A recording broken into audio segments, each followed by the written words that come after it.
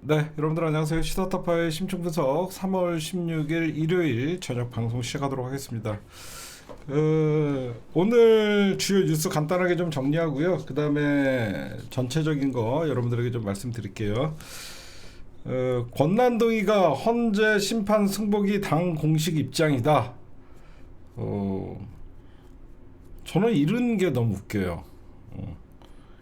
이거는 국민의힘이 헌재의 심판을 승복 안 하는 거 하던가 말던가는 니네 마음입니다. 그쵸? 이거를 굳이 공식 입장이라고 얘기하는 게 더 웃긴 거예요. 저는 이 자체가 오히려 헌재 심판 승복이 당 공식 입장이다, 이 말에 함정이 있다라고 생각해요. 그게 무슨 말이냐면, 공식적으로 우리는 헌재 탄핵 심판에 승복하지만 개별적으로 헌재 심판에 승복 안 하는 거는 우리의 입장이 아니다. 그쵸? 오히려 헌재 심판에 승복하는 게 공식 입장이라고 얘기할 필요가 없고, 헌재 심판에 승복하는 것은 당연한 것이고, 그를 위반하는 사람들은 반헌법적인 사람들이다. 자기 지지자들을 향해서 헌재 심판에 승복을 안 하면 이거는 민주주의에 반역하는 행위다, 이렇게 얘기를 해야지 진정성이 있지. 헌재 심판 승복이 당연한 공식 입장이다. 공식 입장이라는 것은 자기 지지자들은 자기네랑 상관없다라는 거예요, 나중에. 저는 이거 헌재 심판에 승복하겠다 안 하겠다, 이게 왜 논쟁거리가 돼야 됩니까? 나는 이게 이해가 가지 않아요. 안 그래요? 아니, 승복 안 할 거면 하지 마, 니네 그냥. 나는 이게 너무 웃겨요. 이게 왜 승복하냐 안 하냐, 언제부터, 야, 대법도 아니고 고법도 아니고 지법도 아니고 대한민국 헌법의 최종 결정기구인 헌재의 심판을, 윤석열 사건뿐만 아니라 우리가 일반 법정에서도 그거에 대해서 이의가 있으면 항소하는 것이고, 항소한 다음에 제3심까지 가고 대법원에서 선고를 하는 거잖아요. 언제부터 대한민국이 재판부의 결정을 승복하냐 안 하냐 갖고, 여러분들 일반 시민들 같으면 여러분들 어떤 재판 받으면 승복 안 합니까? 승복 못하면 그냥 항소하면 되는 거잖아요. 나는 이런 얘기가 더 웃기고, 권난동이의 어떤 헌재 심판의 승복의 진정성이 있으려 그러면, 헌재 폭동을 헌재 앞에서 지금 헌재 때려부시자, 폭파하자, 이렇게 선동하는 집회에 나가서 떠들고 있는 윤상현, 나경원, 이런 애들부터 징계해요. 안 그래요? 당의 공식 입장이 헌재 심판에 승복한다는 새끼들이 헌재 때려부시자는 그런 집회에 가서 선동하는 새끼들을 징계 안 하는 게 진정성이 있습니까? 말 같지도 않은 소리잖아요. 헌재 심판에 승복하려 그러면 헌재의 어떤 재판 절차나 과정에 반하는 얘기를 하는 의원들을 징계를 하거나 제명을 하는 게 당연한 거죠. 응? 헌재 때려부순다는 의원들 징계했어요? 징계 안 하니까 그게 불복하는 거죠. 말 같지도 않은 소리들하고 앉아 있어요. 응? 진정성 1도 없다, 그렇게 말씀드리고 싶어요. 잠깐.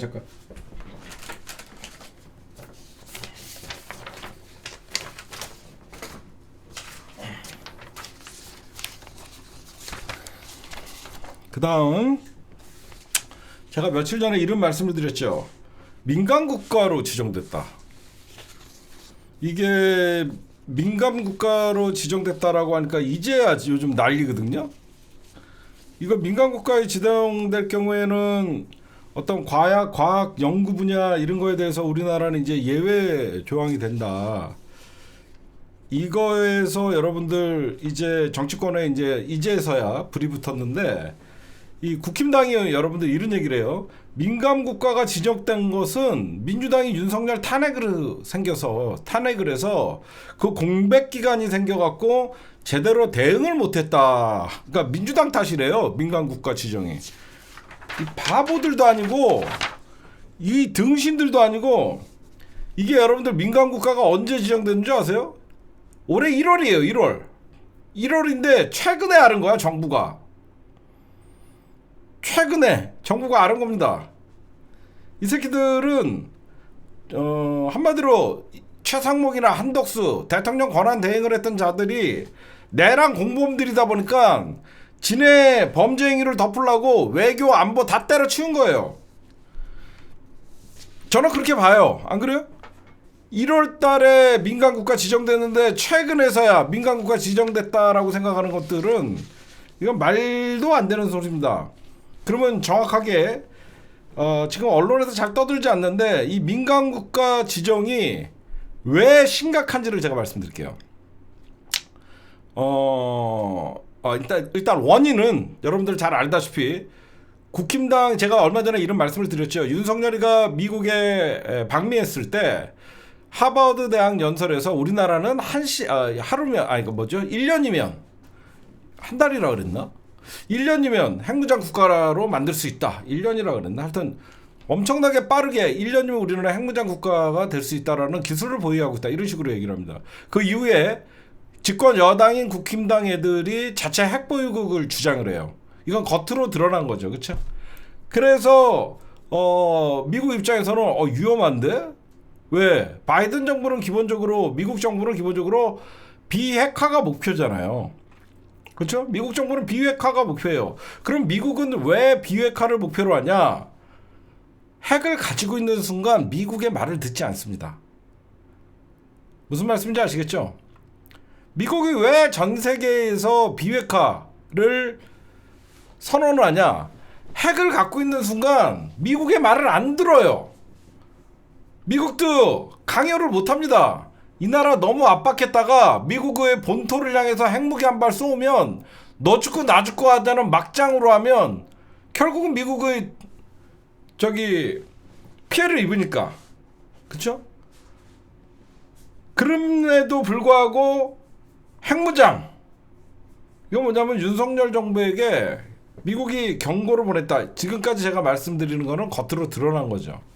진짜 미국이 여러분들 왜 우리나라를 민감국가로 분류했을까? 탄핵 때문입니다. 탄핵이 아니라 계엄령 때문입니다. 계엄령. 진짜 원인은 계엄령이에요. 여러분들 미국이 왜 계엄령 때문에 1월 달에 이게 민간국가 지정이 되잖아요. 언제 지정됐냐? 1월 달에 지정됐어요. 계엄령 때문이죠. 계엄령은 뭐냐? 그때 미국이 제일 빡쳤다고 얘기했죠. 이건 아닌데 하면서 조태울 외교부 장관한테 전화해도 전화기 꺼놨다 그랬잖아. 그쵸? 전화기 꺼놨잖아. 그러니까 뭐야? 이 새끼들 봐라. 미국은 동맹이라는 개념, 미국의 입장에서 동맹은요, 자기네들이 통제가 가능한 나라들이 동맹이 되는 겁니다. 그날 12월 3일 날은 미국 입장에서는 한국은 자칫하면 우리가 컨트롤할 수 없는 나라가 될 수 있겠구나라는 불안함을 느낀 거예요. 그쵸? 불안함을 느낀 거죠. 이 새끼들 봐라. 우리랑 상의도 안 하고 계엄령을 선포해? 미국의 입장에서는 분명히 주한미군은 대한민국에 주둔하고 있고 전시작전권은 미국에게 있는데 얘네들이 어떻게 지네 맘대로 군대를 이동시키고 이런 짓거리를 하지? 라고 미국은 당연히 생각할 수 있겠죠. 응? 전화를 아무도 안 받으니까 미국 대사나 이 미 주한미군 입장에서는 얼마나 얘네들 이러다가 큰일 나겠네? 근데 이 새끼들이 핵보유를 한다고 떠드네? 당연히 민간국가로 하죠.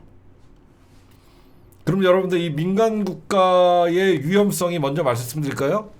저는 민간국가가 됐다 라고 했는데 2달간 지정 사실도 몰랐던 무능한 정부, 미국이 여러분들 민간국가로 우리나라를 지정했다라는 것은 단순히 어떤 과학기술이나 연구개발에 있어서 우리나라에게 정보를 주지 않겠다가 아닙니다. 뭘까요? 여태까지 대한민국은 필요한 동반자고 인류 동반자였어요. 미국의 최우선적인 일본과 동급, 일본을 넘어서는 동반자였어요. 236 국가로 전락한 겁니다. 이제 아시겠죠? 그게 가장 여러분 윤석열 정부가 나오면서 여태까지 대한민국이 동북아 중심의 어떤 중심의 역할을 하면서 한 대한민국에 설득을 해야지 미국도 북한을 압박하고 이런 절차가 있었잖아. 문재인 정부에서는. 지금 어때요? 야 미국 입장에서는 야 윤석열이 그냥 우리 하라는 대로 해. 예, 쟤네들은 뭐 큰 우리의 파트너가 아니야 라가 된 거예요. 응? 미국 입장에서는 이제 대한민국은 중요한 동맹 국가에서 이제 탈락한 거예요. 그렇기 때문에 이런 민간 국가로 우리나라를 미국이 지정했다는 것은 어떻게 보면 미국이 중요시하는 동북아시아에서의 어떻게 보면 가장 제1 동맹 국가에서 밀려난 겁니다. 그게 가장 이게 뼈아픈 거예요. 여러분들도 인정하시죠. 문재인 정부 때까지만 어땠어요? 일본이 오히려 우리나라를 눈치를 보고 문재인 대통령이 한반도에서는 그 누구도 대한민국에 허락 없이는 전쟁을 할 수 없다라고 하면서 미국을 압박도 하고, 지금 윤석열 정부 어땠어요? 미국이 하라는 대로 다 하고 굳이 미국 입장에서는 우리나라에게 잘 보일 필요가 없는 거죠. 여러분들 이게 굉장히 중요한 거거든요. 미국의 에너지부가 민간국가 및 지정국가 목록이에요. 국가 경제 안보, 핵, 비확산, 테러 지원 등에서 미국 안보를 위협하는 국가 지정이에요. 그러니까 핵 비확산을 어긴 거야. 여기 딱 들어가 있잖아. 핵 비확산, 우리나라는 테러 지원 등은 아니지만 이 핵 비확산을 어기려고 하니까 당연히 민간 국가가 되는 거죠. 어떤 나라가 있나 보세요. 대만, 리비아, 러시아, 북한, 시리아, 수단, 알제리, 이라크, 인도, 이란, 이스라엘, 우크라이나, 중국, 쿠바, 파키스탄, 여기에 우리나라가 들어간 거예요. 이제 봐도 얼마나 미국 입장에서 우리나라를 2류 국가, 3류 국가로 대하는지 알겠죠. 여기서 미국이 동맹이라고 생각하는 나라가 누가 있습니까? 이스라엘이 왜 들어갔냐, 인도가 왜 들어갔냐, 이스라엘은 미국과 친하지 않나요? 친하죠. 핵을 보유하고 있어서 그런 거예요. 핵을. 미국은 반대했지만 이스라엘이 핵을 보유하고 있기 때문에 여기 들어간 거고, 인도도 마찬가지고, 이란도 마찬가지고, 여기 파키스탄도 마찬가지고, 북한도 마찬가지고. 여기 보세요. 여기에 일본, 아시아에서 일본이나 뭐 이런 어떤 경제 대국들 있잖아요. 싱가포르나 이런 나라 있어요? 없잖아요. 제가 여러분들에게 이 뉴스에 가장 우리나라가 심각하게 생각해야 될 것은, 미국은 이제 우리나라를 인류 동맹이라고 생각하지 않는다. 2, 3이 후진 국가로 대하는 것이다. 이런 말씀을 좀 드리고 싶습니다. 2달간 지정 사실도 모르고 로비도 안 하고, 그건 딴 거 아니에요. 한덕수나 최상목이가 내란 공범이기 때문에 이 부분에 대해서 신경 쓸 수 있는 여력이 없죠. 범죄 감치는데. 그 이유다라고 말씀드리고, 그 다음에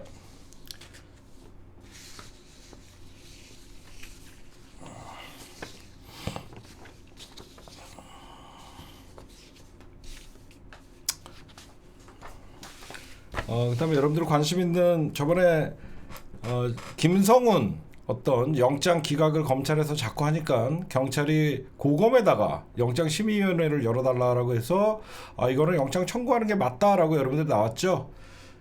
김성훈 영장 재신청은 당연히 언제 할 것이냐,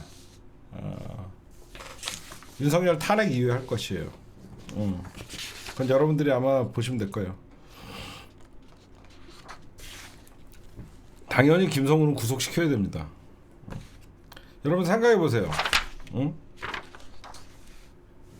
경호처가 어떻게 전락됐습니까? 윤석열과 김건희가 있는 대통령 관저를 경호하는 경호처가 어떻게, 윤석열의 그냥 사병으로 전락했죠. 대통령 영부인에게 비하폰을 지급하고 증거 인멸을 지금 현재 돕고 있고, 하여튼 여러분들 그거 아셔야 돼요. 탄핵 처음에 윤석열을 탄핵해야 된다. 12.3 계엄 내란 쿠데타가 있었을 때 검찰이 그때 발빠르게 김영현이를 체포하고 군인들을 구속시키고 막 그럴 때는 탄핵 여론이 되게 높을 때예요. 그러다가 이제 어떻게 보면 공수처와 경찰과 이 어떤 사정기관 세 개가 경쟁을 벌이면서 그 당시에 우리가 야 검찰이 수사는 잘해 하면서 압도하는 듯한 느낌이 들었죠. 그때 이제 야 검찰 압도하는 분위기다. 검찰이 그래도 빨리빨리 수사는 잘하고 잡아 넣었나 보다. 다들 우리도 그런 생각을 했죠. 근데 결국 얘네들 시간이 지나니까 어때요? 아무도 수사 안 하잖아요. 중요임무 종사자들 아무도 수사 안 하잖아요. 응? 이거는 결국은 저는 윤석열 내란 사건에 있어서 가장 큰 책임은 최상목이에 있다고 생각합니다. 왜 그러냐? 최상목이는 여러분들 알다시피 내란 혐의자죠. 내란 범죄자들을 비호하면서 여태까지 이질했던 것은 내란 특검을 안 받아줘서 그런 거예요. 내란 특검만 받아줬어도 이런 뭐 국정원 뭐죠? 뭐 공수처니 검찰이니 경찰이니 이런 수사권 갖고 사실상 엉망이 되지 않게 할 수 있었어요. 사실 윤석열 구속 취소로 기어 나온 것도 내란 특검 안 받아서 그런 겁니다. 내란 특검을 최상목이가 받았으면 특검에서 다 기소하고 영장 치고 다 할 수 있는 거예요. 특검 안에는 내란 사건에 어떤 사건을 수사할 건지 명명하게 특검에 다 들어가 있기 때문에 전혀 논란의 소지가 없었어요. 최상목이는 내란 특검을 받지 않은 이유가 결국은 지 구속될까 봐 하는 거예요. 응? 역사적으로 최상목이는 제일 나쁜 놈 중에 한 목이에요. 응? 최상목이 탄핵했어야지 그놈의 역풍탄. 최상목이 탄핵하면 그 다음 누군지 아세요? 이주호야. 이주호. 최상목이 탄핵 못했다고 민주당 욕할 게 아니라 제가 느느이 얘기하지만 한덕수 탄핵시킬 때 국무위원 전원을 탄핵시켰어야 되는 거예요. 그거를 잘못하고 한덕수만 한 명을 개인을 탄핵하다 보니까 그 다음에 최상목, 여러분들 최상목 탄핵시키면 뉴라이트의 앞잡이 이주호예요. 이주호. 그 다음에가 최상목을 왜 민주당이 탄핵을 안 시키고 기다렸는지 그것도 생각하셔야죠. 역풍 타령하는 게 아니라 최상목 탄핵시키면 그 다음에 더한 새끼 이주호가 기다려요. 그러면 이주호도 탄핵. 그래서 제가 제일 처음에 최상목이를 한덕수 탄핵시킬 때 제가 이런 얘기를 했죠. 이딴 방송 왜 봐 이 도라이 새끼야. 제가 이런 얘기를 했잖아요. 한덕수 탄핵시킬 때 국무위원들을 다 탄핵시켜야 된다. 그때 한덕수만 단독으로 탄핵시켰다가 지금 여태까지 해갖고 이제 딜레마에 쌓인 거예요. 하여튼 그건 여러분들이 좀 보시고 있으면 됐고 이따가 말씀드릴게요.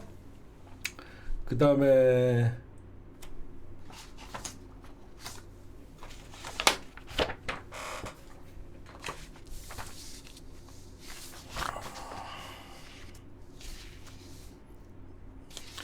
제가 오늘 첫 번째로 준비한 게 저는 이번 윤석열 파면과 동시에 국민의힘은 정당을 해산시켜야 됩니다. 우리가 말로만 국힘당 해산이 아니라 윤석열 파면과 동시에 국힘당을 해산되는 게 너무 당연하지 않아요? 여태까지 헌법을 위반한 윤석열을 감싸고 그건 위헌 정당이에요. 그래서 여러분들 민주당 박홍근 의원이 정당법 개정안을 발의했어요. 이거는 이재명 당대표께서도 계속 얘기한 거예요. 윤석열이가 국권 문란 행위를 하고 헌법을 파괴했는데 그 국회 문란 행위와 헌법 파괴에 동조하는 이런 정당, 이거는 정당 해산 사유에 위헌 정당이라는 게 있거든요. 저는 진짜로 이번 여러분들은 어떻게 법 개정안을 올렸냐면 잘 보세요. 박홍근 의원이 한 건데 당원인 대통령이 내란죄 및 외환죄로 파면되거나 형이 확정될 때에는 정부는 지체 없이 헌법재판소의 소속 정당에 정당 해산 심판을 청구하도록 하는 정당법 일부 개정안을 발의했습니다. 이게 무슨 말이냐면 윤석열 소속이 어딥니까? 국민의힘이잖아요. 그 국민의힘 소속인 윤석열이가 파면당하면 현재 윤석열 정부의 여러분들 알다시피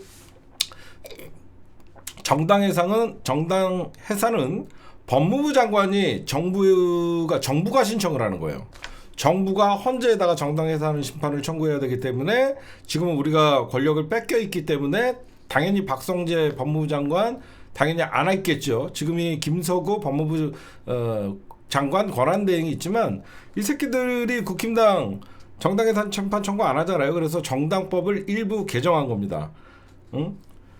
그 다음에 어떤 법이 또 개정안을 발의했냐면요. 대통령의 소속 정당은 이후 제일 먼저 후보 등록을 실시하는 선거, 재보선, 재보궐선거에서 후보를 추천할 수 없도록 했습니다. 이 법이 통과가 되면요.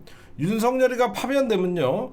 조기 대선에서는 국힘당이 후보를 내지 못하도록 하겠다는 의지예요. 그러니까 저거예요.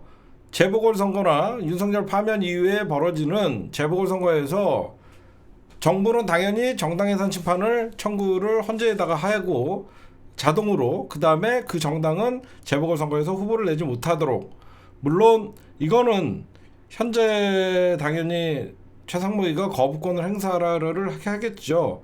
이거는 탄핵 심판 선고 이후에 지금 발의해놓고 대선 이후에 해도 뭐 상관이 없지 않나 저는 생각을 합니다. 하여튼 이런 우리가 무조건 윤석열 파면이 끝난 게 아니에요. 윤석열 파면은 시작입니다. 예전부터 제가 떠들었지만 윤석열 파면은 그동안 드러나지 않았던 검찰의 바닥을 보게 된 것이고 사법부의 카르텔의 바닥을 드러냈기 때문에 의미 있는 거예요. 우리가 고통스럽고 스트레스 받고 힘든 나날을 지내고 있지만 이놈들의 바닥을 잘 한 번도 드러낸 적이 없는데 그 바닥을 드러냈다는 거에 대해서 굉장히 의미가 있다라고 여러분들에게 좀 말씀드리고 싶습니다. 그 다음에 여러분들에게 그거부터 말씀드릴게요. 여러분들이 제일 궁금해하게 하시는 2번 헌재 선고가 늦어지는 이유는 한덕수 탄핵 선고 때문이다. 아까 어느 분이 그랬죠. 아까 방송 초기에도 왜 윤석열 탄핵 심판에 한덕수가 언급이 되나요? 저도 처음에 그 말에 동의를 했어요. 왜 윤석열 파면하면 되지 한덕수가 왜 언급이 될까? 국힘당이 계속 한덕수 선고를 먼저 해라라고 난리치는 이유가 뭔가 있다라고 생각했거든요. 여러분 잘 들어보세요. 제 말. 국힘당이 계속 한덕수 탄핵 심판 선고를 먼저 해라고 주장을 하더라고. 그러면 제가 얘기하잖아요. 국힘당이 먼저 하라 그러면 절대 먼저 하면 안 돼요. 그렇죠? 국힘당과 조중동의 요구를 무조건 반대로 가는 게 진리예요. 응? 왜 한덕수 선고를 먼저 자꾸 국힘당이 서두를까? 이유가 있었습니다. 이유는 한덕수를 만약에 먼저 기각을 시켜버리면 재판관 2명 임명을 한 사람은 최상목이가 되죠. 그러면 최상목이가 권한도 없는데 지금의 8인 체제를 만드는 재판관들을 임명을 했다 그러고 하면서 저것들의 헌재 탄핵 선고에 불복 사유를 만드는 거예요. 그렇죠? 그게 첫 번째 이유고. 그럼 왜 헌재는 왜 지금 선고가 늦어지냐? 저는 이것도 다 내피셜입니다. 지금 모든 헌재에 관한 얘기 언론에서 떠들고 유튜브들이 떠들고 방송사에서 떠드는 거 다 여러분들 내피셜이에요. 근데 여러분들 제 얘기 들으면 아마 가장 합리적이라고 생각할 것입니다. 한덕수 심판을 이게 합의가 안 된 거예요. 제가 보면. 윤석열 파면 선고는 저는 이미 결정문까지 다 써놨다고 생각합니다. 근데 한덕수의 파면이 만약에 재판관들이 한덕수 사건에 있어서는 갈리는 거라고 생각해요. 무슨 말이냐면 한덕수는 8대0 전원일치로 기각한다라고 해버리면 지금의 헌재 재판의 신빙성이 떨어질 수밖에 없고, 무슨 말씀인지 아시겠죠? 그래서 헌재는 한덕수의 탄핵도 인용을 해야만 윤석열의 탄핵도 명분이 쓴다라고 생각을 하기 때문에 거기서 제가 볼 때는 의견들이 좀 갈리는 바람에 윤석열 탄핵 심판 때문에 이 선고가 늦어지는 게 아니라 한덕수 탄핵 심판 때문에 오히려 헌재가 만장일치로 한덕수도 탄핵을 해야 되고 윤석열도 만장일치로 탄핵을 해야 되는 이 상황 때문에 의견 조율에, 즉 한덕수 권한대행의 의견 조율이 시간이 걸리는 게 아닌가, 저는 가장 합리적으로 이 생각이 들어요. 저들에게 지금 어떻게든지 헌재가 이렇게 신중을 가하는 이유는 저들에게 빌미를 주지 않겠다라는 게 가장 여러분들 우리가 합리적인 추론이잖아요. 문장 하나, 글씨 하나, 여러 것들이 종합돼 갖고 전혀 저쪽에서 논리적으로 반박하지 못하고 수긍할 수밖에 없게끔 결정문을 이미 저는 윤석열의 결정문은 끝났다라고 생각해요. 근데 한덕수를 어떻게 할 것이냐? 응? 한덕수를 파면하되 소수 의견으로 뭐 6대2로 파면을 할 것이냐, 아니면 기각을 시킬 것이냐, 8대0으로 파면을 시킬 것이냐, 이거에 대해서 헌재가 시간이 걸리는 것 같아요. 제 생각은 그래요. 그쵸? 그래서 한덕수를 기각시켰을 경우에는 최상목이가 헌재 재판관 2명을 임명한 거에 대해서 저쪽이 꼬투리를 잡고 물고 늘어질 테고, 물론 헌재 판결에 대해서는 불변하죠. 변하지 않는 진리인 건 맞지만, 저쪽에도 야, 한덕수 권한대행의 어떤 만장일치로 기각됐으면 이거는 최상목이가 헌재 재판관 2명을 임명한 건 잘못된 거 아니냐라고 하면서 꼬투리를 줄 수가 있으니까 헌재가 그 부분에 대해서 굉장히 심사숙고를 하고 있지 않나라는 생각을 합니다. 제가 볼 때는. 그래놓고 이제 만장일치로 만약에 한덕수를 파면을 하더라도 6대2로 할 것이냐, 8대2로 할 것이냐, 아니면 기각을 할 것이냐, 기각을 해도 4대4로 할 것이냐, 본인 이거는 이준석 때 같이 기각 때 어떤 지금 인용을 만장일치로 할 것이냐, 아니면 소수 의견도 포함시킬 것이냐. 지금 헌재의 분위기는 전체적으로 전부 8대0으로 가게끔 하려고. 왜 그러면 이진숙이는 4대4로 나온 것은 어떤 이념적인 성향을 드러냈다라고 하면서 헌재가 4대4로 갈린다는 모습을 보였지만, 이 한덕수 문제가 가장 지금 헌재가 골칫거리가 아닌가. 그래서 늦어지는 거 아닌가. 저는 그런 생각을 해요, 여러분들. 개인적으로. 근데 변하지 않는 진리는 다음 주 안에는 선고가 될 것이다라는, 이거는 불변입니다. 다음 주 안에를 넘길 수가 없어요.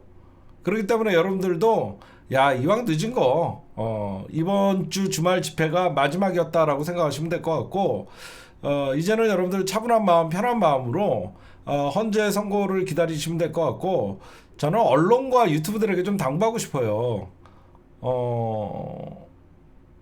조회수도 중요하고, 여러분들의 어떤 희망회로도 중요하고, 어떤 긴장해야 된다는 경종도 중요하지만, 저는 이럴수록 유튜브들이나 언론사가 카더라로 방송을 해서 어떤 시청자들을 기대하게끔 하고 또는 연기되는데, 지금 언론사나 방송사나 저 또한 그 카더라로 마찬가지로 여러분들에게 얘기를 했지만, 괜히 피해자는 시청자들, 우리 피해자는 민주시민들이에요.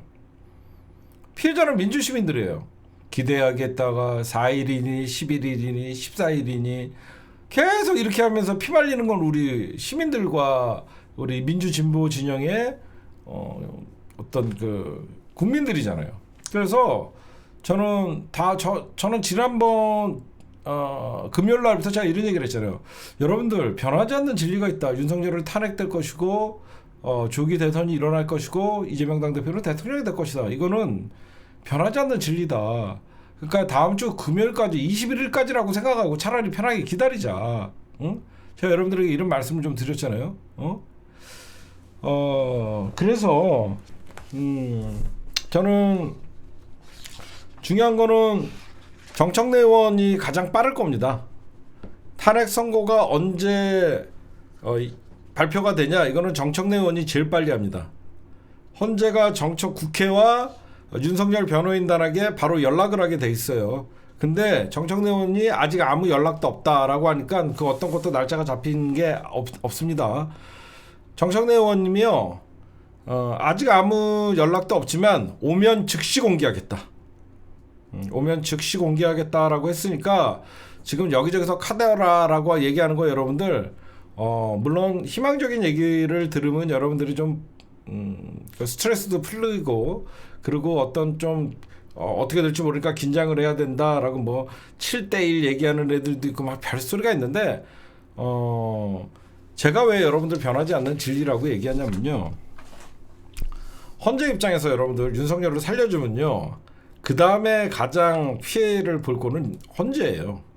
윤석열은 중앙선관위라는 독립적인 어떤 사법기관도 없애려고 했는데, 윤석열이가 헌재에서 만약에 이번 탄핵 사건을 기각을 하게 되면요, 계엄령 면허증을 발급해 주는 거예요. 이제는 윤석열이가 계엄령을 선포해도요, 이게 불법 계엄이라고 하면서 더 이상 헌재가 이 사건을 이미 똑같은 사건이니까 안 받아줘, 이거 말도 안 되는 거거든요. 윤석열을 날릴 수 있는 헌재를 가장 먼저 없앨 겁니다. 그렇잖아요. 헌재가 바보가 아닌 이상 선관위도 장악하려고 했던 윤석열인데 자기를 날릴 수 있는 헌재를 가만두겠습니까? 응? 미쳤다고 헌재가 윤석열의 계엄령 면허증을 내주겠냐고요. 응? 제가 금요일날 이런 말씀을 드렸죠. 헌재는 가장 중요한 것은 헌법 수호다. 헌법 수호고 헌재는 정치적인 재판을 한다. 그렇기 때문에 헌법 수호가 가장 중요하고, 나라의 혼란을 마지막으로 종결짓는 역할을 한다. 그것도 헌재의 몫이다. 그런 얘기를 했죠. 여러분들에게 전혀 불안한 마음을 잊지 말고 편한 마음으로 있으시면 돼요. 응? 저는 그래서 여러분들에게 그렇게 말씀드리고, 제가 오늘 여러 가지 기사를 보다가 재밌는 기사를 하나 봐서 여러분들에게 소개를 시켜드립니다. 윤석열 파면 생중계를 할지 안 할지는 정확히 아직 정해지지는 않았습니다. 정상적으로 하면 박근혜 탄핵은 여러분들 생중계로 봤죠. 이번도 생중계를 할 예정인 것 같아요. 근데 만약에 헌재에서 생중계에 부담을 느끼고, 이건 헌법재판소의 소관이에요. 무조건 생중계를 한다라가 아닙니다. 헌법재판소가 어떤 지금 막 양극단이 분열돼 있다라고 어떤 여기저기서 떠들고 있기 때문에 생중계를 하지 않겠다라고 하면 안에 있는 소식이 조금 늦게 나오죠. 근데 이거는 아마 제가 보면 국민적 관심사고 알 권리 충족 차원에서 생중계를 할 가능성이 굉장히 높습니다. 그리고 선거 때는요, 변론 기일과 달리 어떤 피청구인인 윤석열이가 안 나와도 된대요. 그래서 노무현 대통령이나 박근혜 때는 선거일날 나오지 않았어요. 근데 윤석열이가 이번 나올 가능성이 있답니다. 지난번에 법원의 구속 취소 결정으로 석방되면서 자유의 몸이 됐기 때문에 윤석열이가 나올 가능성이 크대요. 응? 그리고 당연히 국회 소추인단과 대리인단도 선거 당일날 정청래 의원이나 출석할 것으로 알려져요. 제가 이 기사를 보니까 이런 거 있습니다. 여러분들 잘 보세요. 전원일치의 의견이 나오면, 이미 헌재에서는 전원일치로 의견을 모으면요, 그러니까 여러분들 쉽게 얘기해, 탄핵 심판을 시작하겠습니다. 문영배 재판관님이 먼저 글을 읽으면 만장일치래요. 그게 무슨 말이냐? 만장일치로 선고 요지, 이번 선거는 헌법 파괴를 했고 그런 대통령에게 헌법 수호의 의지가 없기 때문에 뭐 이런 선고 요지, 그러니까 선고 요지라는 것은 문영배 재판관이 12월 3일날 12월 3일날 비상계엄 선포에 관한 사건과 이런 것들을 주문을 낭독을 하면 문영배 재판관이 제일 먼저 나와서 선고 요지를 읽으면 만장일치 파면이라고 여러분들 보시면 되고, 만약에 만장일치가 아니라 뭐 6대2나 만약에 어떻게 나올 경우에는 전원일치 의견일 경우에는 문영배가 먼저 나오고 만약에 그 전원 일치가 아닐 때는 소수 의견, 그러니까 먼저 찬성한 사람 있죠. 예를 들어서 정계선 재판관님이 먼저 나와서 윤석열은 이렇게 돼갖고 탄핵을 해야 된다라고, 이건 물론 재판부의 재량이지만 그 대체로 반대 별개의 의견이 있을 때는 주문을 먼저 읽는데요. 선고 요지를 먼저 읽으면 전원 일치, 그리고 별개 의견을, 대체로 반대나 별개 의견을 주문을 먼저 읽으면 뭐 만장일치는 아니고, 이때 재판장이 주문을 먼저 읽고 다수 의견을 쓴 주심 재판관이나 다수 의견을 쓴 소수 의견을 쓴 재판관이 읽는다는 거예요. 그러니까 한마디로 정영식이가 재판장이, 이번에 사건의 재판장은 정영식이에요. 정영식이가 먼저 주문을 읽으면 좀 갈린 거고, 문영배 재판관이 먼저 읽으면 일치다. 그렇게 보면 된다요. 그러니까 문영배 재판관님이 먼저 읽으면 8대0. 만약에 정영식이가 먼저 읽고 주문을 먼저 읽고 그 다음에 다수는 뭐 정계선, 이미선 재판관이 다수 의견을 얘기하거나 또 소수 의견을 저쪽에서 딴 사람이 얘기하면 이건 갈린 거다. 그렇게 여러분들 좀 선거의 순서를 좀 아시면, 누가 먼저 얘기를 하냐, 문영배 재판관이 딱 나와서 선거 유지를 얘기하겠습니다라고 막 와 해도 돼요. 8대0. 근데 만약에 정영식이가 나와갖고 주문을 먼저 읽고 그 다음에 찬성과 반대 사람들이 하나씩 읽으면 좀 갈렸다. 그때는 좀 많이 봐야 된다. 여러분들 그렇게 보시면 될 것 같습니다. 그 다음에 나국상이 윤석열 탄핵 선고는 이재명 2심 선고 후에 나와야 된다, 이런 개소리는 그냥 다룰 필요 없고요. 지금 대권병 걸렸어요, 나경원이는. 나경원이는 대권병 걸렸으니까 뭐 별로 이런 거 신경 안 써도 됩니다. 그 다음에 제가 여러분들에게 준비한 것은 대한민국 검찰공화국이죠. 검찰공화국이 아니라 검찰 독재국가라는 걸 우리가 윤석열 정부 3년 동안 봤습니다. 제가 아까도 말씀드렸지만 서두에 검찰개혁보다 더 중요한 건 과 동시에 진행해야 되는 것은 사법개혁이라고 생각해요. 내가 가만 생각해봤어요. 평생을 윤석열이가, 여러분들 윤석열 주변의 변호인단은 대부분 다 검사 출신들이죠. 석동현뿐만 아니라 그 윤곽근 다 검사 출신들입니다. 윤석열도 평생 검사 생활을 했죠. 평생 구속영장에다가 다 날로 계산했던 애들이죠. 저는 지규현 판사한테 누가 이건 시로 계산하면 한번 해볼 만합니다 라고 하면서 귀뜸을 해줬을 거라고 생각해요. 지규현 판사가 미치지 않고서야 70여 년간 지켜온 형사사법 시스템을 갑자기 윤석열 앞에서 날로 계산하던 것을 갑자기 시로 계산하자라고 한 것은, 이건 지규현 판사의 단독 행위가 아니라고 생각해요. 저는요. 그쵸?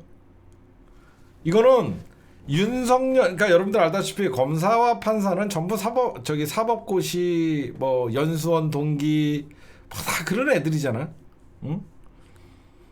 나는 가만 생각해도 결국은 중간에 법기술자들, 검사 새끼들과 법관들, 썩은 법관들의 어떤 사법기술자들, 얘네들이가 결국 뒤에서 만나갖고 그 빈틈을 찾은 게, 날로 계산하는 게 아니라 시로 계산하면 이거는 그래도 빼낼 수 있지 않을까. 응? 저는, 그리고 지규현 판사는 저는 판사 자격이 없다라고 생각해요. 왜냐면 판사는 여러분들 결정을 지어야 되는 사람이라서 판결을 하는 사람입니다. 그래서 판사라고 해요. 위에다가 물어봐라. 내가 결정할 수 없다. 이런 무책임한 자가 무슨 판사를 합니까? 안 그래요? 웃기죠? 판사가 판결하라고 그 자리에 앉혀놨더니 내가 판결한 건 적절하지 않으니까 위에다가 한번 물어보십시오. 걔가 판사 자격이 있어요? 응? 말도 안 되잖아요. 어? 그래서 저는 이건 분명히 법원과 검찰, 윤석열 변호인단, 결국은 이 사법 카르텔 짬짬이들이 만들어낸 게, 검찰도 이번 내란 사건의 공범이고 당사자고, 여러 가지 인맥과 혈연, 지연 다 동원하면 친한 판사 찾아내는 건 일도 아니고, 저는 이 참 씁쓸해요, 씁쓸해. 그래서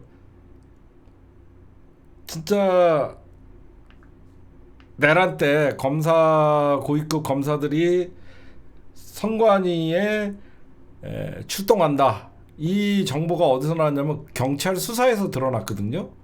경찰 수사에서, 수사하는 과정에서 방첩사 관계자들을 수사하다 보니까 비상계엄 선포된 날 선관위에서 곧 검찰과 국정원이 갈 것이다 라는 얘기를 방첩사로부터 들었다.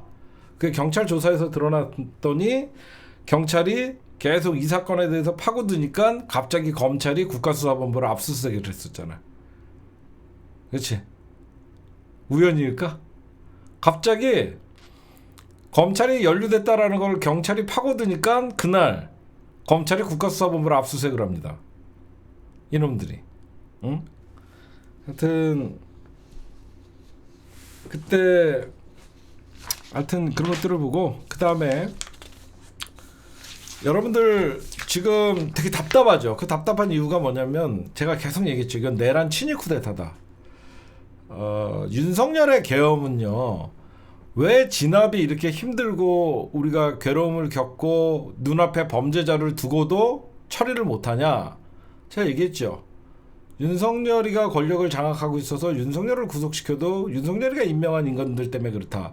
그 이유는 뭐냐면요, 우리나라에 여러분들 쿠데타가 여러 번 일어났죠. 제3국 즉 후진국일 때 쿠데타 형태를 보였던 박정희 5.16 쿠데타, 전두환의 12.12 쿠데타, 여러분들이 다 보셨을 겁니다. 이때는 여러분들 전두환이나 박정희는 어떤 쿠데타였죠? 군대를 동원한 쿠데타였죠. 군대를 동원해서 쿠데타를 했기 때문에 군사 정권이 들어섰죠. 그래서 우리가 군사 정권 밑에서 숨도 쉬지 못하면서 살다가 결국 피를 흘린 대가로 민주화를 쟁취를 했죠. 그러니까 한마디로 박정희나 전두환의 쿠데타는 누구나 군부 독재라는 말을 쉽게 쓸 수 있던 거였어요. 그러니까 주적이 나쁜 놈이 확실했던 거예요. 근데 윤석열의 쿠데타는 잘 보세요. 군과 행정부의 권력, 사법부의 권력을 총동원한 거예요. 그러니까 군은 제압했죠. 제 말 이해가 가십니까? 윤석열은 민간이 아니라 공무원들 플러스 군을 동원해서 쿠데타를 일으킨 거예요. 그러니까 비군인 출신 플러스 군대를 동원해서 쿠데타를 일으켰기 때문에 제일 먼저 군은 제압했지만 비군인들을 제압을 못하는 겁니다. 이해가 가시죠? 우리가 지금 거기에 함정에 빠진 거예요. 군대의 쿠데타는 단순하고 명료하기 때문에 군인들만 제압하면 되거든요. 근데 윤석열이가 군과 비군인을 조합을 해서 경찰을 동원하고 국정원을 동원하고 거기에 검찰을 동원한 쿠데타를 일으켰기, 거기에 경호처, 행정부, 이게 동원돼서 지금 쿠데타를 일으켰기 때문에 군 사령관들을 잡아넣어도 윤석열 비군사 권력들이 남아있는 겁니다. 그 말이 맞죠. 거기에 그 한덕수가 있었고 최상목이가 있었고 경호처가 있었고 수많은 검찰에 박성재가 있었고 비군사 부분에 대해서는 쿠데타 진압이 힘든 거죠. 비군사 부분의 쿠데타를 진압하려고 그러면 대통령의 권력이 필요한 겁니다. 근데 대통령의 권력을 우리가 쥐고 있지 않으니까 비군사 부분의 쿠데타 부분을 진압을 못하는 거예요. 그치? 그러니까 지금 이렇게 한 거예요. 비군사 권력의 쿠데타에 가담한 자들은 그들이 권력을 잡고 숨어 있으니까 조속한 쿠데타 진압이 안 되는 거예요. 결국 제가 얘기하는 비군사 부분의 쿠데타 세력들이 정치와 법률, 권력기관을 장악하고 있으니까 결국 쿠데타의 진압은 누가 해야 되냐? 권력기관이 해야 되는데 권력기관을 드러나지 않는 비군사 부분의 쿠데타 세력들이 장악하니까 드러나지 않는 거예요. 그래서 제가 빨리 내란의 종식은 정권교체다. 단순히 내란의 종식은 윤석열을 파면하는 게 아니라 정권교체가 돼야지 내란의 종식이 일어날 수 있다. 대통령 즉 행정부의 대통령이 권력을 차지해야만 민주당이 권력을 차지해야만 결국은 군 통수권으로 군대의 어떤 책임을 물을 수 있고 행정부의 수반이 돼야만 행정부의 비군사 부분의 권력자들을 처단할 수 있다. 라고 제가 여러분들에게 말씀드리는 거예요. 이 내란의 종식은 진짜 이 보이지 않는 비군사 부분의 쿠데타 세력들을 발본색원에서 반드시 처단해야지 가능한 것입니다. 여러분들 제가 사법개혁을 굉장히 주장하고 있죠. 검찰개혁뿐만 아니라 사법개혁을 굉장히 질타하는 게 누누이 얘기했지만 검찰이나 사법부나 여태까지 권력의 개가 돼갖고 얼마나 수많은 악행을 저질렀습니까? 여러분들 올해가 2025년이죠. 우리가 일제에게 사실상 을사늑약으로 서명한 게 1905년이에요. 1905년 11월 17일 날 우리가 을사늑약을 그러니까 일본에게 국권을 넘겨줬죠. 120년이 지났습니다. 여러분들 저도 오늘 자료를 보다가 신기한 걸 봤어요. 우리가 얘기하는 을사오적이라고 얘기하죠. 을사오적. 을사오적이 저는 몰랐는데 전부 판사 출신입니다. 을사오적이. 깜짝 놀랐어요. 단순히 우리는 을사오적이 그냥 조선의 어떤 그 관료들이 했겠다라고 생각했는데 을사오적의 5명이 전부 판사 출신이에요. 응? 이완용도 판사 출신입니다. 제가 이거를 보면서 이완용 평남과 전북재판소의 판사 출신, 외부 대신 박재순과 농산공부 대신 권중현은 평의원 재판장 서리, 군부 대신 이근택과 내부 대신 이지용은 평의원 재판장을 지냈던 사람들. 평의원은 고종이 의금부를 고등재판소로 개칭했다가 바뀐 사법기관. 우연일지 모르지만 애국심과 공정심을 갖고 있어야 되는 판사들이 조선 말기에 판사와 재판장들이 하나같이 일제에게 주권을 넘겨주자고 을사늑약의 도장을 찍은 매국 행위를 자행했던 자들이에요. 응? 이 을사오적들은 나라를 어떤 그 대한민국의 주권을 일본에게 넘겨주면서 받았던 자귀, 무슨 백작, 자귀와 은사금, 땅을 받아서 후에 보세요. 나라를 넘겨줬던 이런 을사오적이라는 자들과 그 밑에서 그 을사오적들을 섬겼던 관료들이 있겠죠. 얘네들이 일본 우리가 일제강점기 시대 때 어떤 자들이었어요? 일제강점기 시대의 기득권들이었습니다. 조선 민중의 기득권들. 이런 기득권들이 결국은 해방 이후에 이승만 정부에게 전부 편승을 했죠. 그 이승만 정부의 편승에서 어떤 짓을 했어요? 조봉암 그 당시에 대통령 후보를 사법살인을 했죠. 간천몰이에서. 박정희 새끼 어떤 짓을 했습니까? 인혁당 사건으로 수많은 민족주의자들과 민주인사들을 죽였죠. 민청환경 사건, 인혁당 사건으로. 결국 보세요.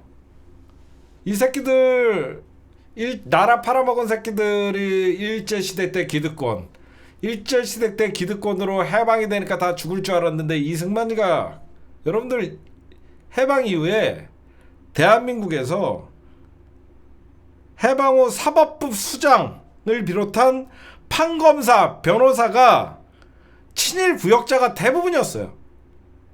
그러니까 반민특위가 되겠습니까? 해방 이후에 일제시대 때 했던 판사, 변호사가 그대로 이승만 정부에서 판사, 변호사를 하고 있는데 반민 청산이, 민족 반역자들 청산이 되겠냐고요. 응? 안 되죠. 결국은 여태까지 대한민국을 썩게 만들고, 검사들은 여러분들 수많은 정치 조작직 사건을 조작하고 없던 간첩을 조작하고, 검찰은 그래도 비판이라도 받아왔죠. 그쵸? 그래서 우리가 지금 검찰개혁이라고 얘기하면서 떠들죠. 사법부? 이 새끼들 비판이라도 받았습니까? 사법부는 개같은 판결을 해도 사법부의 의견을 존중합니다. 단 한 번도 사법부를 공격하지 못해요. 응? 여야 할 것 없이 사법부는 늘 존중의 대상이 됩니다. 그러니까 개혁에서 계속 빠지는 거예요. 그리고 정치권에서 해결해야 될 일들을 늘 사법부로 떠넘기다 보니까 사법부 개혁을 시도를 못하는 겁니다.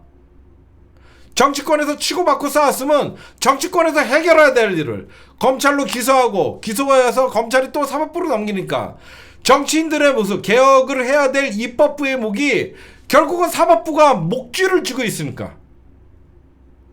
개혁을 해야 될 입법부가 법으로 개혁을 해야 되는데 그 입법부의 목줄을 사법부가 쥐고 있으니까 사법부의 판결을 늘 존중한다는 얘기를 할 수밖에 없는 거예요. 응? 왜 존중해야 되는데? 응? 나라 팔아먹은 새끼들을 시작으로부터 왜 우리가 존중을 해야 되는데? 잘못된 사법부는 살인을 저질러도 그 누구도 사과하지 않습니다. 검찰만 뻔뻔한 존재일까요? 아니에요.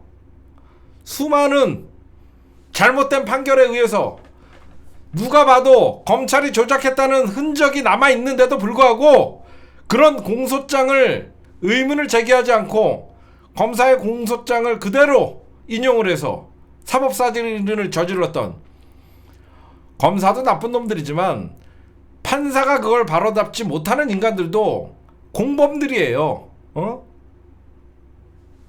정치권이 사법부에게 목줄을 쥐고 어떻게 보면 잡혀 있으니까 늘 우리는 사법부의 개혁은 뒤로 밀려 있는 겁니다. 진짜 참 아쉬운 게 그거예요. 저는 검찰과 사법부의 개혁은 동시에 해야 되고, 판사도 1년마다 제가 생각해요. 1년마다 판결에 대해서 심의를 받아야 된다고 생각해요. 이 사건은 왜 무죄냐? 이 사건은 왜 유죄냐? 응? 그렇게 하려면 가장 성급한 거는 국민 참여 재판. 그거를 저는 일상화시켜야 된다고 생각해요.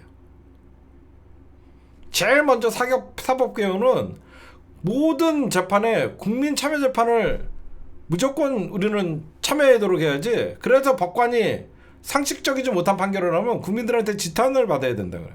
응? 배심원도 중요하지만 국민 참여 재판을 통해서 그 배심원들이 얘기한, 우리나라는 그 법적 강제성이 없지만 저는 법관이 신이에요. 응?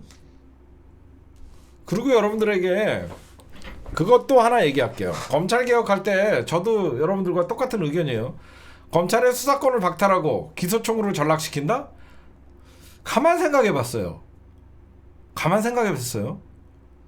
이게 옳은 건가? 여러분들, 그 똑같은 인성을 가지고 똑같은 그 검찰의 습성을 가지고 기소청구를 전락시키면 검찰이 좋아질까? 아니에요. 저는 검사들 임용부터 다시 싹 고쳐야 된다고 생각해요. 얘네들이 수사권이 없어도 기소로도 얼마든지 장난칠 수 있겠더라고요. 그런 생각 안 해봤어요? 우리가 너무 검찰이라는 이 독재자들의 이 법기술자들을 우습게 보는 것 같아요. 이 새끼들이 과연 수사권만 박탈하고 기소청으로 전락시키면 얘네들이 정의로운 검사들이 될까? 아니다. 응? 검사 기소 독점주의부터 없애야 된다. 응? 권력은 나누면 나눌수록 견제 심리가 돼서, 응? 반드시 검사가 기소를 할 때 기소심의위원회를 거치게 하고 여러 가지 보완 장치가 있어야 되겠더라고. 예전에도 우리가 공수처법 통과시킬 때도 너무 나약하게 하다 보니까 지금의 공수처를 봤지. 저는 검사의 기소도 검찰 안에서 또는 기소심의위원회를 거쳐서 그 기소심의위원회는 외부 인사가 포함되게 기소를 마음대로 하게 가면 안 돼. 저는 이 새끼들 가만 생각했어요. 검찰한테 하도 당하니까 야 얘네들 수사권만 박탈하면 기소권 갖고 더 장난을 치려고 할 텐데 그때는 어떻게 할 거야? 기소도 검찰만 한다? 못하게 하고 국가수사본부에서도 기소할 수 있게 만들고 공수처도 기소하게끔 만들고 그 대신 기소를 할 때는 민간인이 참여된 기소심의위원회를 거쳐서 기소하게끔 해야 되고 주요 사건에 대해서는 물론 모든 사건을 기소심의위원회를 거치라 그러면 허건날 기소심의위원회가 할 일 많지만 적어도 주요 사건에 대해서는 기소심의위원회를 거치도록 응? 제가 생각해보니까 저는 사법부, 입법부, 행정부 좀 여러분들에게 슬픈 얘기 하나 해줄까요? 우리가 사법 카르텔이라고 하죠. 엘리트들의 카르텔이죠. 사법부, 입법부, 행정부뿐만 아니라 재계, 정치, 경제, 사회, 문화 모든 게 대한민국의 엘리트 이 카르텔이에요. 저는 사법 카르텔이라고 얘기하고 싶지 않아요. 엘리트 카르텔이라고. 엘리트 좋은 말이죠. 좋은 말인데 지금 여러분들 대한민국을 지배하고 있는 거는 대원외고 서울대, 학연, 지연. 지금 대한민국에서 최고의 법관, 최고의 검사, 어떤 서울대 다니는 애들 분포를 한번 보십시오. 강남이 제일 많습니다. 저는 이런 구조에서 지금 로스쿨 1년 졸업을 하려고 그러면 여러분들 거의 억대의 학비가 들어가요. 단 한 번도 고생해보지 않고 세상 물정 모르고 사법고시 어떤 엘리트 로스쿨 나와갖고 이런 사람들이 결국은 뭉치고 부에 대물림, 권력에 대물림. 과연 이 나라가 우리가 아무리 개혁을 한다 그래도 사람들이 똑같은 인간들이 그 자리를 채우는데 과연 우리가 사회적으로 대개혁이 일어날 수 있을까? 응? 그런 생각을 하게 되더라고. 응? 사법부, 행정부, 입법부, 대한민국의 고위직 관료들 출신 배경은 다 똑같아지고 국제학교 나오고 고급 유치원 다니고 강남에서 파락군 다녔다가 특목고 갔다가 서울대 입학해갖고 누구는 사시로 빠지고 누구는 로스쿨로 빠지고 누구는 행시로 빠지고 누구는 어떤 여러 가지로 빠지고 그런 사람들이 나중에는 전부 대한민국의 고위 관료로 집단을 형성을 하고 이런 대한민국의 어떻게 보면 출신과 배경이 같은 애들이 대한민국의 권력을 차지하고 대한민국의 엘리트라고 사는데 과연 5천만 국민의 다양성과 이런 것들을 인정을 하고 사회적 경험을 가지고 이게 과연 맞는 것이냐? 결국은 없는 사람에 대해서 그 사람들이 조금이나마 생각을 해볼 것이냐? 난 우리 사회가 너무 웃기더라고. 예전에 제가 판결 중에 가장 충격을 받았던 판결이 버스 노선 운전하는 그 버스 운전사가 800원인가 8,000원을 횡령했다라고 그러니까 그 버스 회사에서 그 사람을 고발을 했는데 판사가 그거를 형을 때리더라고. 야, 나는 그 800원인가 800원이죠. 이거를 사법부에서 과연 이걸 죄로 봤다는 게 웃긴 거예요. 그쵸? 이걸 죄로 보는 판사가 과연 판사의 자격이 있나? 이 이면에는 그 버스 운송회사와 버스 기사의 개인적인 문제가 얽혀 있는 사건이 안 봐도 뻔하죠. 저는 그 사건에 대해서 잘 몰라요. 800원 때문에 경찰에 고발한 그 운송회사와 이 버스 기사는 개인적 갈등이 있었을 거라고요. 그러면 유능한 판사면 800원을 떠나서 이 800원 갖고 기소한 이 회사를 추궁을 하고, 그러면 저 사람이 평소에 근면 성실하지 못하고 해고 사유가 필요했다. 그럼 어떤 근면 사유가 이 사람은 해고해야 된다고 사측에서 생각을 했냐? 뭐 노조를 결성하려고 했다. 뭐 여러 가지 사유가 있을 거라고요. 저는 그렇게 생각해요. 그렇죠? 단순히 800원 때문에 그 버스 운송회사가 이 버스 기사를 저는 고발하고 재판에 넘겼다고 생각하지 않습니다. 그 사건을 접수받은 검찰도 웃기고, 응?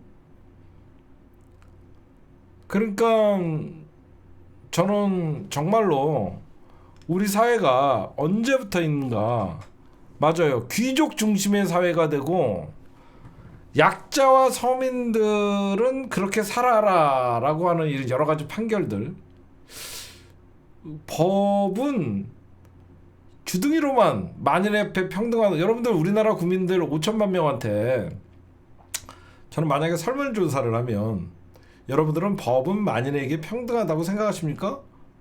평등하다고 생각하는 사람들이 여야를 할 것, 그러니까 진보와 보수 할 것 없이 몇 명이나 될까? 응? 저는 그런 생각을 해요. 응? 어떤 새끼는 국민연금으로 경영권을 승계받기 위해서 나라에 손실을 입혀도 모두 무혐의 처분받고, 그게 지규현 판사가 이재용을 무혐의 처리해줬거든요. 그것도 지 돈도 아니야. 국민연금이 수천억을 손해를 봐도 나라에서는 삼성에게 그 어떤 죄를 묻지 않아. 응? 그럼 왜 법은 불평등할까? 그들만의 집단의 보호를 하는 게 더 우선시 되니까. 만약에 여러분들이 잘 아는 좋은 판사들이 정말 그런 판결의 결정권을 갖고 있다 그러면 적어도 그렇게 엘리트 중심의 어떤 사고를 갖지 않는, 고생도 해보고 나름 힘든 가정에서 열심히 살아온 그런 판사들이 대한민국의 판사의 자질을 갖추고 있다 그러면 저는 저런 판결은 일어날 수 없다고 생각해요. 저는 그래서 어떤 얘기를 하고 싶냐면, 최고의 권력을 가진 자들이 최고로 약한 자들을 압박하는 게 저는 사법부라고 생각해요. 그 사람들에게는 유독 법을 지켜라. 그냥 그들만의 법이에요. 최고의 심판자들이 최고로 약한 자들에게만 준법을 강요하는 사회. 제가 한 가지 여러분들 좀 말씀드린 게, 요것도 하나만 좀 얘기하고 갈게요. 이왕 얘기한 거 무슨 얘기를 해드리고 싶냐면, 믿는 것과 보는 것은 달라요. 믿는 것과 보는 것, 이게 무슨 말이냐면요, 제가 오늘 좀 생각을 많이 하는 얘기들을 좀 한다 그랬죠. 여러분들 지금 윤석열 탄핵 반대를 외치는 사람들은 보수일까요? 단순히 이념적을 떠나서 윤석열 탄핵을 외치는 사람들은 보수가 아니에요. 그렇다고 제가 뭐 극우다 이런 얘기를, 뻔한 얘기를 하려는 게 아니에요. 윤석열 탄핵 반대를 외치는 사람들은요, 그냥 민주당이 싫고 이재명이 싫은 사람들이에요. 그쵸? 윤석열 탄핵 반대를 외치는 사람들은 민주당도 싫고 이재명이 싫은 사람들이에요. 그러다 보니까 윤석열 탄핵은 반대해야 된다라고 얘기하는 거예요. 여러분들 보시면 제가 여러분들에게 말씀드리고 싶은 게 뭐냐면, 거기에 윤석열 탄핵 반대를 외치는 사람들은요, 믿는 사람들이에요. 윤석열 탄핵을 찬성하는 사람들은 아는 사람들이에요. 이게 무슨 말이냐? 우리는 아는 사람들인 거예요. 저 사람을 믿는 사람들인 거예요. 믿는 거와 아는 거가 얼마나 큰 차이가 있냐면요. 믿는 사람들은요, 자기의 생각을 가지고 행동하지 않아요. 남의 생각을 가지고 그 사람의 말이 옳다고, 그 사람이 그렇다고 하니까 그냥 따르는 거예요. 한마디로 주체적으로 자기가 생각해서 행동하는 사람들이 아능이라는 거예요. 저쪽에서 윤석열이 부정선거가 있었다라고 얘기하니까 자기는 그 부정선거가 있었다는 실체를 알아보려고 하지 않아요. 윤석열이를 믿기 때문에 부정선거가 일어났다라고 하니까 자기는 그거에 따라가는 거예요. 그쵸? 탄핵은 불법이다라고 하니까 자기는 그 사람의 말을 믿으니까 그냥 믿는 거예요. 그러니까 기독교에 있는 일부 기독교 개신교의 신도들이 나오는 이유가 바로 그겁니다. 그 사람들 늘 뭐라고 해요? 믿습니다. 믿습니다. 믿습니다는 남의 말을 맹신하는 겁니다. 여러분들은 아는 분들이에요. 적어도 내 생각에는 이거는 상식과 옳고 그름, 정의, 이런 것들에서 내가 볼 때는 윤석열의 내란, 계엄, 쿠데타는 헌법을 위반했다. 여러분들이 판단한 거예요. 이거는 정의에 어긋난다. 여러분들이 판단한 거예요. 부정선거는 이미 수백 번 검증을 하고 국힘당 안에서도 부정선거는 아니라는 걸 여러분들은 아는 거예요. 적어도 여러분들은 의구심이 드는 거는 많이 찾아보고 여러분들이 그거를 확인하고 검증하려고 노력을 하는 거예요.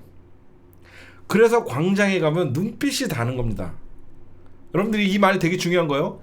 아는 사람들의 눈빛과 믿는 사람들의 눈빛은 달라요. 믿는 사람들은 뭔가 홀려있는 듯한, 자기의 영혼이 이미 없는 것 같이, 그 사람이 내 영혼을 지배하고 있기 때문에 그 사람들은 자기의 생각이 없어요. 아는 사람들은요, 왜 내가 내 일상을 포기하면서까지 이 자리에서 윤석열 탄핵을 외치고 정의를 외치고 헌법에 조속한 복귀, 민주주의, 파괴된 민주주의를 왜 우리가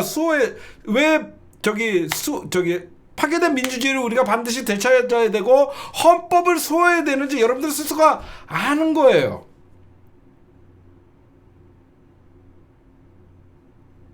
그쵸? 그래서 그들이 좀비라는 소리를 듣는 거예요.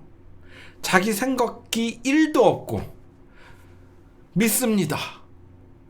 가짜도 믿고. 윤석열이, 여러분들, 제가 아까 윤석열의 계엄령은 뭔가 다르다고 얘기했죠. 과거의 군사독재, 즉 박정희나 전두환이는 쿠데타를 해서 군부가 권력을 장악하고 자기네들이 권력을 나눠먹었죠. 윤석열이 내란 쿠데타를 일으켰을 때 뭐라 그랬습니까? 부정선거, 그리고 헌법을 수호하기 위해서 지가 쿠데타를 일으켰대요. 웃기죠? 윤석열을 추정하는 자들은 윤석열이는, 그래서 여러분들 생각하면서 허구한 날 국힘당과 조중동과 윤석열 애들이 빨갱이 타령을 하잖아요. 얘네들은 지 눈앞에 빨갱이를 본 적도 없으면서 그 사람들의 말을 그냥 추상적으로 믿습니다라고 하니까 대한민국의 빨갱이가 득실거리는 줄 알아요. 아는 사람들은 어때요? 저것들이 국민들을 바보로 알고, 대한민국에 같은 주민등록증 있는 세금 내는 국민들을 빨갱이 몰이를 하니까 얼마나 구시대적이고 국민들을 갈라치게 하는지. 아는 사람들한테 빨갱이 프레임이 안 통하는 이유가 바로 그거예요. 그렇고 여러분들에게 제가 막 혼자 그런 생각을 해요. 검찰개혁, 우리가 좀 제대로 하자. 수사권과 기소권을 가르면 마치 검찰이 평생을 저 따위로 살았던 새끼들이 나는 이제 수사권을 내려놨으니까 기소검사로서 정의롭게 살 거야, 천만의 말씀.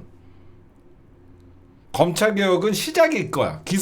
수사와 기소를 완전히 분리하고 뭐 기소청을 만든다? 민주당 착각하는 겁니다. 기소청 자체가 권력 집단이 되고 그 기소청으로 얼마나 기소권 갖고 장난을 칠 거야. 그때 가서 또 검찰개혁하자면 늦어요. 기소를 어떤 식으로 또 분리시키고 어떤 식으로 견제시킬 것인가. 그럼 사법부는 어떻게 할 것인가. 저 썩은 판사들, 저 썩은 법관들 허구한 날 잘못된 판결을 해도 재판부의 판결을 존중합니다. 이런 개소리 할 것인가. 입법부의 권력으로 사법부를 견제할 수 있는 법들을 만들어야지. 응? 사법부의 판결이 의문을 있을 때는 즉시 대법원이 뭐 어떻게 국회가 요구하면 사법부도 재심의를 해야 된다는지 여러 가지 국회의 판결, 그러니까 사법부의 독립성은 인정하지만 누가 봐도 이 판결이 잘못됐다고 생각했을 때는 국회 청원 뭐 5만 명이 넘든지 사람들이 뭐 10만 명이 넘으면 즉시 국회는 이 사건에 대해서 대법원에 재심을 요구를 할 때 이런 것들을 해야지. 응? 우리나라가 저는 가장 잘못된 게 재심 요구가 너무 까다롭고 재심 요구가 너무 힘들다는 거예요. 저는 재심 요구를 활성화시키면 사법부가 여러분들 일정 부분 개혁이 될 거라고 생각해요. 왜? 그전에는 그 누구도 재심 요구를 할 생각을 못하니까. 수십 년이 지나서야 명백한 사법살인을 수십 년이 지나서야 올려야만 재심 요구가 떨어지는 이딴 사법부의 절대 권력. 여러분들 그런 생각 안 해요? 재심 요구를 활성화시키고 재심 요구를 조금 더 간편하고 자주 할 수 있게끔 만들면 저는 판사들이 판결할 때 이거 뻔히 재심 요구 들어올 텐데 한 번 정도 다시 한번 이 판결에 대해서 주저하지 않을까? 그런 생각 안 해봤어요? 응. 지금 우리나라는 사실 재심 요구가 거의 불가능하거든요. 재심 요구 제도를 좀 활성화시키면 야 이거 판결했다가 이건 나한테 나중에 5점이고 이거 재심에서 뒤집혀지면 그 사람 책임지게 하고. 저는 혼자 막 생각해요. 검찰이 어떤 새끼들인데 수사권과 기소권만 분리하면 좋은 검찰이 된다? 웃기고 앉아있네. 그럼 사법부는 손 안 대? 막 그런 생각을 했죠. 혼자 맨날 정치 분석하면서 막 나름의 엉뚱한 생각도 하고 막 그래요. 어떻게 하면 대한민국이 좋은 나라가 될 것인가. 어떻게 하면 정치, 경제, 사회, 문화 이 사법 카르텔이라고 얘기하지만 저는 사법 카르텔이라고 얘기하는 엘리트 카르텔이에요. 엘리트 카르텔. 강남 8학군에 유치원부터 같이 나온 애들이 어떤 애는 판검사가 되고 어떤 애는 변호사가 되고 어떤 애는 재벌 총수가 되고 어떤 애는 고위직 공무원이 되고 그 사이에 많은 5천만 국민들의 어떤 인생을 맡기고 5천만 국민들의 그 사람들에게 판단을 맡기고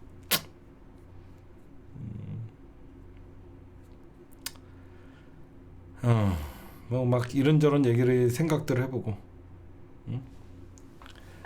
그래서 개헌하면 되지.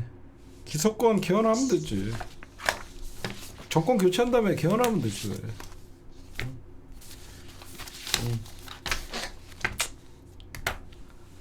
뭐 이런저런 제가 여러분들에게 말씀드리고 싶은 것은 믿는 것과 아는 것, 믿는 사람과 아는 사람 좀 그렇게 말씀드리고 싶어요.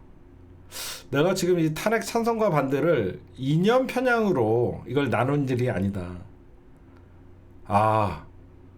그냥 지 생각 없이 믿는 세력들과 걔네들을 보수라고 부르면 안 된다. 쟤네들은 그냥 믿는 사람들이다. 적어도 윤석열을 탄핵해야 한다고 강하게 주장하는 사람들은 진보 보수를 떠나서 보수들도 여러분들 나름 국힘당 지지자들이 윤석열 탄핵하라고 하는 사람들이 탄핵해야 된다라고 하는 사람들은 당연히 존재를 하죠. 그래서 제가 여러분들에게 말씀드리는 게 이거는 국힘당 지지자들은 탄핵 반대, 민주당 지지자들은 탄핵 찬성 이 구도로 자꾸 저들은 만들고 싶어 하지만 아니다.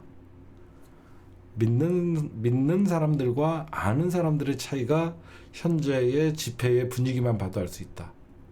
믿는 사람들은 뭐가 진실인지도 모르고 앞에서 선동하는 사람들의 말에 의해서 진실을 외면한 채 윤석열은 탄핵돼야 된다. 탄핵을 반대해야 된다라고 생각하고, 걔네들은 아직도 윤석열의 헌법 수호 빨갱이들을 때려잡으려고, 부정선거를 밝히려고 내란 친일 쿠데타를 일으켰다라고 생각하고, 아는 사람들은 아무리 부정선거가 의심이 되고 여러 가지 의혹이 있다 그래서 그거를 왜 불법 계엄을 내렸냐, 이거는 우리가 얘기하는 거죠. 그렇죠? 아는 사람들은 그러면 정상적으로 감사원을 동원한 거나 아니면 다른 입법기구나 조사처를 통해서 그런 부정선거에 대해서 조사를 할 수 있는데 왜 군을 동원하냐, 이건 너무 좀 합리적인 주장이고, 여러분들은 아는 분들이기 때문에 적어도 여러분들의 소중한 시간을 나라를 위해서 집회 현장에서 여러분들이 목소리를 외치고 있는 것이고, 쟤네들은 믿는 거니까 왜 본인이 그 자리에 앉아 있는지도 모르는 인간들이, 역사적으로 본인들이 얼마나 죄를 짓고 있는지도 모르면서 그 자리에 앉아 있는 것이다. 저는 그런 좀 말씀을 드리고 싶어요.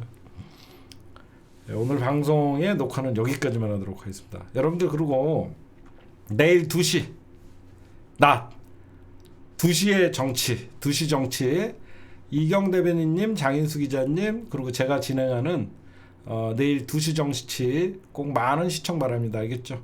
부탁드릴게요. 생각보다 사람들이 많이 모르더라고. 그래서 내일 2시 낮 방송 많이 시청해 주시기 바랍니다. 네, 녹화는 여기까지만 할게요.